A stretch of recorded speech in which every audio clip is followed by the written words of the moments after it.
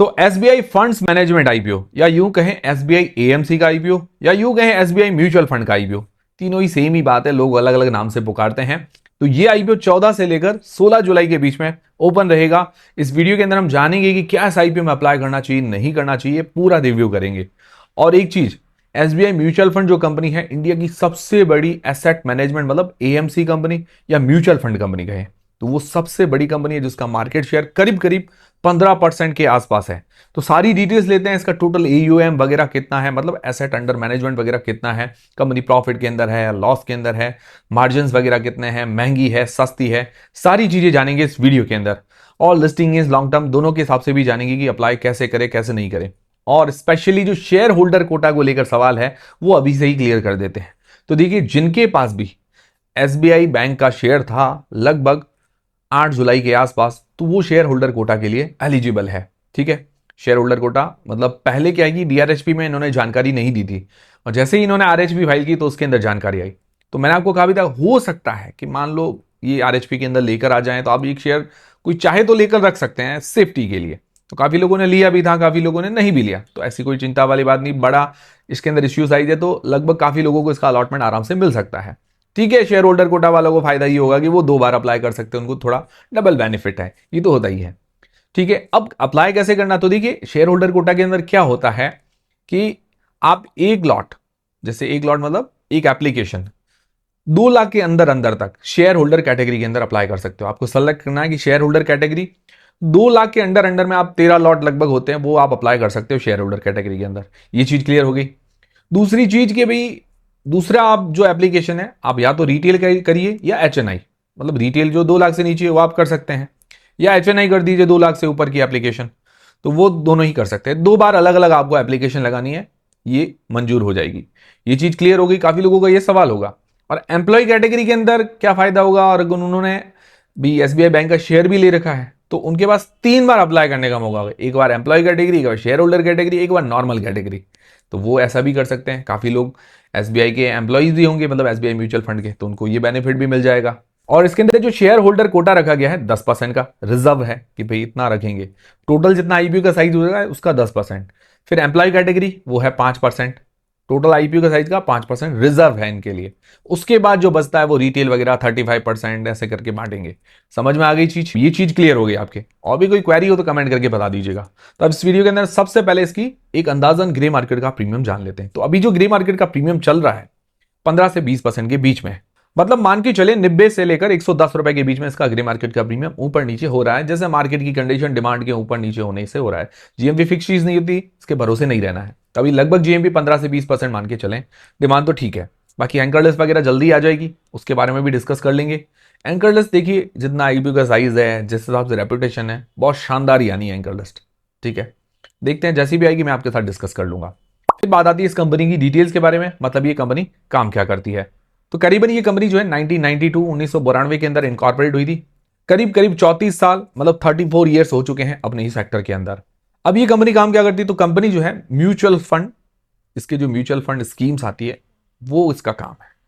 देखिए, ये mutual fund schemes निकालती है, फिर लोग इन्वेस्ट करते हैं पैसा, और जो मैनेजमेंट वगैरह होता है, मैनेजमेंट फीस वगैरह जो लगती है, उससे इसकी कमाई होती है। अब ये equity fund, debt mutual fund है, पैसे फंड्स है, ये ईटीएफ वगैरह होते हैं। उसके अलावा पोर्टफोलियो मैनेजमेंट सर्विसेज भी देती है, अल्टरनेटिव इन्वेस्टमेंट फंड्स, इस तरह के काफी सारे फंड्स ये इन्वेस्टमेंट वगैरह करने के लिए काम में लेती है, और वहां से मैनेजमेंट फीस से इसकी कमाई होती है। अगर इसका रेवेन्यू ब्रेकअप करें तो लगभग 96.5% जो है मैनेजमेंट फीस होती है म्यूचुअल फंड की मैनेजमेंट करने की, तो वहां से लगभग रेवेन्यू जनरेट होता है। और 3.5% जैसा एडवाइजरी वगैरह जो देती है, वहां से इसका रेवेन्यू जनरेट होता है। मतलब मैक्सिमम कमाई म्यूचुअल फंड को मैनेजमेंट करने के अंदर वो वहां से होती है। अब इसका मार्केट शेयर देखें तो 15.3% का है।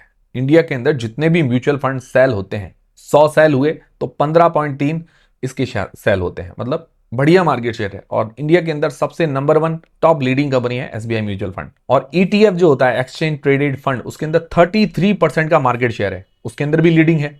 इसका एयूएम, एसेट अंडर मैनेजमेंट, मतलब कितना ये पैसा अपने अंडर में मैनेज करती, कितना लोग इसके अंदर में पैसा लगाते हैं, तो 12.48 लाख करोड़ रुपए अभी ये मतलब मैनेज करिए, इतना एयूएम है इसके पास। तो ये इंडिया की सबसे बड़ी एसेट मैनेजमेंट कंपनी बन जाती है। सेकंड नंबर पर आती है आईसीआईसीआई प्रूडेंशियल जो कि लिस्टेड है, उसका AUM है 10 लाख करोड़ के ऊपर का। फिर HDFC का है 8.84 लाख करोड़। निपॉन फिर चौथे नंबर पर 6.10 लाख करोड़। फिर पांचवें नंबर पर आती है कोटक म्यूचुअल फंड, ये भी कोटक अभी धीरे धीरे करके ऊपर आई है, उसका 5.5 लाख करोड़। फिर Axis 3.64 lakh crore. Aditya Birla 3.56 lakh crore. UTI 3.47 lakh crore. Mirae asset 2.19 lakh crore. DSP 2 lakh crore रुपए के आसपास। तो ये टोटल जो टॉप 10 म्यूचुअल फंड्स है मैंने आपको बता दिए। और अगर टॉप 3 निकाले SBI, ICICI, HDFC, तो ये इंडिया का 40% का मार्केट शेयर ले लेते हैं म्यूचुअल फंड इंडस्ट्री के अंदर। तो बहुत बढ़िया बात है और ये टॉप लीडिंग कंपनी है। ICICI लिस्टेड है, ठीक है, अभी ये लिस्ट होने जा रही है। अगर देखिए लीडिंग, ये मतलब चर्चा के अंदर क्यों है, अगर लीडिंग कंपनी का शेयर हाथ में होता है जो टॉप लीडिंग कंपनी है तो बात ही और होती है कुछ। तो कंपनी का काम शानदार है, सब कुछ शानदार नजर आ रहा है। अब इसके फाइनेंशियल्स फंडामेंटल्स जान लेते हैं जो कि 2023 से 2026 तक दिए गए हैं। तो देखिए एसेट्स के अंदर ईयर ऑन ईयर ग्रोथ है, बट 2026 में हल्के से एसेट्स डाउन हुए हैं। उसका रीजन ये है कि कंपनी ने डिविडेंड दिया था। डिविडेंड देने के कारण क्या है कि एसेट्स हमें डाउन होते हुए देखने को मिले हैं। इससे क्या हो गया, इन्वेस्टमेंट पोर्टफोलियो कम हुआ, इंटरेस्ट इनकम कम हुई, इस कारण एसेट्स हमें कम होते हुए देखने को मिले हैं। फिर रेवेन्यू के अंदर ईयर ऑन ईयर ग्रोथ है, बहुत अच्छी बात है, 2 गुना से ऊपर की ग्रोथ देखने को मिली है। प्रॉफिट के अंदर ईयर ऑन ईयर ग्रोथ देखने को मिली है, 4 साल में लगभग 2 गुना से ऊपर प्रॉफिट के अंदर भी ग्रोथ है। मार्जिन अगर निकालें 2023 में 55%, 2024 में 60.5%, 2025 में करीबन 60%, 2026 में 61.6% के आसपास, मतलब शानदार मार्जिन है, लगभग 60% के आसपास बरकरार है। 60% मार्जिन कम नहीं होते हैं। एबिटा मार्जिन निकाले, मतलब जो टैक्स वगैरह वगैरह सब काटने से पहले जो मार्जिन होता है 92% अभी इस साल का 2026 का। तो कितना ज्यादा मार्जिन है, जितना रेवेन्यू जनरेट किया तो सारा लगभग मार्जिन ही है।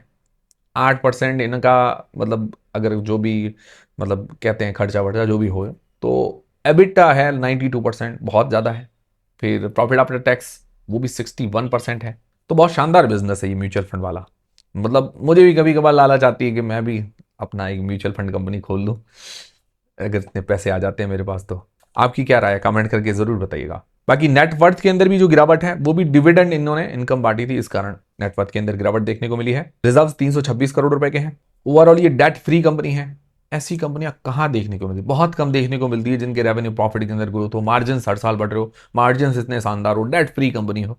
ऐसी कंपनियां बहुत कम देखने को मिलती है। जनरली म्यूचुअल फंड कंपनियों में ये देखने को मिलता है और ये सुन के भी कितना बढ़िया लगता है। फिर ROE और रिटर्न ऑन नेटवर्थ 43% के आसपास है, बहुत ही बढ़िया है।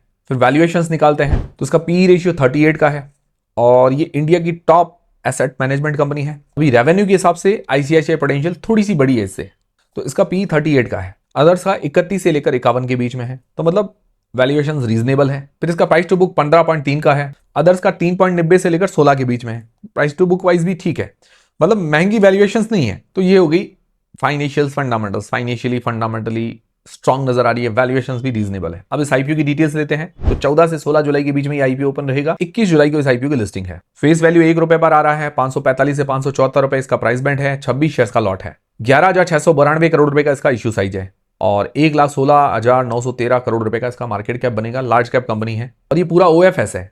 कंपनी को कोई विशेष पैसे की जरूरत नहीं है। लगभग 10% अपना स्टेक सेल करेंगे SBI और अमुंडी। एम्प्लॉइज को ₹54 का डिस्काउंट दिया गया, लगभग मान के चले 9 से 10% जैसा डिस्काउंट है। बहुत बढ़िया बात है, जो एम्प्लॉइज है उनके लिए तो फायदा है। आप में से कौन कौन से लोग एम्प्लॉइज है कमेंट करके जरूर बताइएगा। इसके अंदर शेयर होल्डर कोटा 10% रिजर्व है, एम्प्लॉय कोटा 5% रिजर्व है, फिर रिटेल पोर्शन 35% का रखा गया है। अब ये होगी सारे IPO की डिटेल्स। अब सबसे मेन सवाल आता है कि IPO में अप्लाई करना चाहिए नहीं करना चाहिए, करे तो लिस्टिंग ये लॉन्ग टर्म के हिसाब से। तो देखिए मैं सारी चीजें आपकी क्लियर करूंगा। डिसीजन आपको अपनी रिस्क अपना एनालिसिस लगा के बनाना है। मेरी तरफ से कोई भी बाय और सेल का रिकमेंडेशन नहीं है, सिर्फ जो मौजूदा जानकारी है मैं आपके साथ शेयर करूंगा, फिर डिसीजन आप खुद बना लीजिएगा, ठीक है। और टेलीग्राम, इंस्टाग्राम, व्हाट्सएप, फेसबुक सबकी लिंक डिस्क्रिप्शन के अंदर ज्वाइन कर लीजिए ताकि छोटा मोटा अपडेट जानकारी मिलती रहे। और टेलीग्राम व्हाट्सएप चैनल पर मैं आप अपडेट्स कुछ ना कुछ देता रहता हूं, तो ज्वाइन करके रख लीजिए।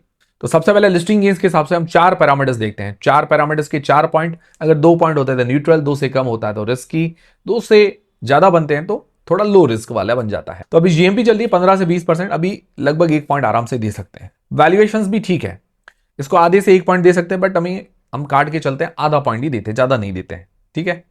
फिर बात आती है एंकर लिस्ट की। एंकर लिस्ट शानदार आएगी, उसमें कोई भी डाउट नहीं है। तो एंकर लिस्ट आएगी तब डिस्कस कर लेंगे। और सब्सक्रिप्शन देखिए, GMP वगैरह अच्छी है तो अच्छा ही मिलना है, ठीक है। तो भी जितना भी काट काट के करेंगे ना, तो भी इसका जो पॉइंट बनेंगे मतलब न्यूट्रल से लेकर लो रिस्क के बीच में ही बनने वाला है। ठीक है। बाकी मेरी तरफ से कोई भी बाय और सेल का रिकमेंडेशन नहीं, जो भी आप डिसीजन बनाए अपनी रिस्क अपना एनालिसिस लगा के बनाए, मतलब न्यूट्रल, मतलब 2 से लेकर 2 से ऊपर ही पॉइंट बनने वाले हैं। ठीक है। फिर दोस्तों लॉन्ग टर्म के हिसाब से जो लोग अप्लाई करना चाहते हैं तो पॉजिटिव्स और नेगेटिव्स देख लेते हैं, इससे थोड़ी आपकी क्लैरिटी आ जाएगी। तो देखिए पॉजिटिव में ये है कि जो ये म्यूचुअल फंड सेक्टर है बहुत बढ़िया सेक्टर है, उसके अंदर ही टॉप लीडिंग नंबर 1 पोजीशन पर कंपनी है, इसका ईयूएम मतलब एसेट अंडर मैनेजमेंट सबसे ज्यादा है, और एसबीआई गवर्नमेंट मतलब गवर्नमेंट कंपनी है तो ट्रस्ट भी बढ़ जाता है। कंपनी फाइनेंशियली स्ट्रांग है, रेवेन्यू प्रॉफिट के अंदर अच्छी ग्रोथ है, ऑलमोस्ट डेट फ्री है, मार्जिन बहुत अच्छे हैं, 60% से ऊपर के हैं, एबिटा मार्जिन 90% से ऊपर है, बहुत बढ़िया बात है, आरओई रिटर्न ऑन नेटवर्थ वगैरह बढ़िया है, वैल्यूएशंस भी ठीक है, मतलब कोई ज्यादा महंगी वैल्यूएशंस लेकर नहीं आए हैं। नेगेटिव्स क्या है, नेगेटिव ऐसा मुझे कोई भी विशेष नेगेटिव नहीं लगा। अब सब चीजें इसकी अच्छी नजर आ रही तो नेगेटिव क्या बताऊं, जरूरी तो है नहीं अगर जबरदस्ती नेगेटिव बताना। ठीक है, ठीक है, बिजनेस वगैरह अच्छा है, मुझे कोई विशेष रिस्की पॉइंट ऐसा कुछ नजर नहीं आया, कंपनी अच्छी नजर आ रही है। मतलब ऐसा ओवरऑल कंक्लूजन में अगर कहें तो ऐसा कह सकते हैं कि एक आइडियल कंपनी जो होती है, ओवरऑल आइडियल कंपनी इसको कह सकते हैं, जो पोर्टफोलियो की शोभा बढ़ा सकता है। बाकी मैं ये नहीं कर आप इसको होल्ड करें सेल करें, वो तो आपको खुद को सोचना है। बट देखिए जो रिटर्न की बात है, जैसे ये लार्ज कैप कंपनी ऑलरेडी, तो ये रिटर्न जो है नॉर्मल रिटर्न आप उम्मीद कर सकते हैं, हल्के फुल्के रिटर्न आ सकते हैं जो लॉन्ग टर्म में रखते हैं, 5 साल 10 साल का टारगेट, एक मतलब नुकसान भी नहीं देगा और कोई मतलब हाई रिटर्न की आप उम्मीद नहीं कर, नॉर्मल नॉर्मल आपको रिटर्न दे सकता है, क्योंकि नॉर्मली ये लार्ज कैप कंपनी है तो स्लो रिटर्न की उम्मीद कर सकते हैं, ज़्यादा बड़े रिटर्न की उम्मीद नहीं कर सकते हैं, क्योंकि कोई कोई आईपीओ होता है 1,000 करोड़ रुपए का उसका मार्केट कैप, इसका मार्केट कैप ऑलरेडी 1,00,000 करोड़ रुपए का है, तो वो चीज़ों में फर्क होता है। तो ये चीज़ आपकी क्लियर हो गई होगी। अब आप लोग क्या करने वाले, लॉन्ग टर्म के हिसाब से अप्लाई करेंगे, लिस्टिंग इसके हिसाब से अप्लाई करेंगे, कमेंट करके जरूर बताइएगा। पर्सनली मुझे तो लॉन्ग टर्म लिस्टिंग दोनों के हिसाब से काफ़ी अट्रैक्शन नजर आ रहा है। ठीक है, मिलते हैं अगले वीडियो के अंदर।